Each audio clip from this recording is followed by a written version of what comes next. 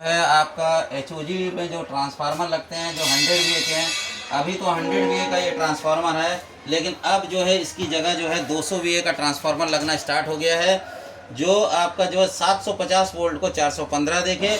इसकी जो सप्लाई है फ्यूज़ के थ्रू होते हुए वो कॉयल में जाती है। कॉयल कहाँ पे है? कॉयल तो पैनल में है, लेकिन इसके बारे में बताता हूँ कि कौन सा जो ट्रांसफार्मर किस चीज़ के लिए है। ये जो पहला ट्रांसफार्मर आप देख रहे हैं, ये जो फ्यूज़ है ये एसटी में लगे हुए हैं। फ्यूज़ जो एसटी में लगे हुए हैं वो 1000 वोल्ट का होता है, 1 kA का होता है, और ये 2 एम्पियर के होते हैं। और इसके साथ में जो ये छोटे वाले जो लगे हुए हैं वो 415 के हैं। माने आपका कहेंगे कि आउटपुट में लगा हुआ है। इनपुट मतलब 750, आउटपुट मतलब 415। 415 में जो लगे वो भी 2 ही एम्पियर का है, लेकिन ये 500 वोल्ट के होते हैं। 500 वोल्ट का इनकी कैपेसिटी होती है। तो पहला जो ट्रांसफार्मर है वो मैं बता रहा हूँ। ये जो पहला ट्रांसफार्मर है वो फीडर ए कॉन्टैक्टर के लिए, जो कॉन्टैक्टर जो है आपका पैनल में होता है वो मैं दिखाऊंगा, आपका फीडर कॉन्टैक्टर ए। और ये जो दूसरा नंबर है वो बस कपलर फीडर ए के लिए। बस कपलर मतलब मान लीजिए कि आपका जो है आपने एचओजी जो है आपका ऑन किया फीडर ए, तो ये वाली कॉन्टैक्ट, उसके बाद बस कपलर आपने दिया, तो ये वाली जो ट्रांसफार्मर है ये आपको जो सप्लाई देगी। इसके बाद आपका आता है बस कपलर बी।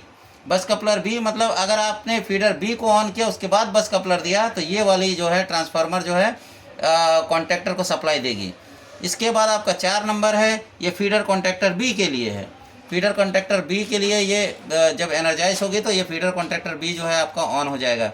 इसके बाद आपका दिया है आपका ये जो 5 नंबर है ये आपका WPA माने WPA मतलब वर्किंग पावर ए के लिए। ये 6 नंबर जो है आपका दिया हुआ है ये NWP जब आप ऑन करेंगे, जब अपोजिट साइड से पावर कार से सप्लाई या लोको से सप्लाई आएगी, जब आप NWP ऑन करेंगे तो यहाँ से थ्रू आपको NWP के कॉन्टैक्टर का जो कॉयल है उसको सप्लाई मिलेगी।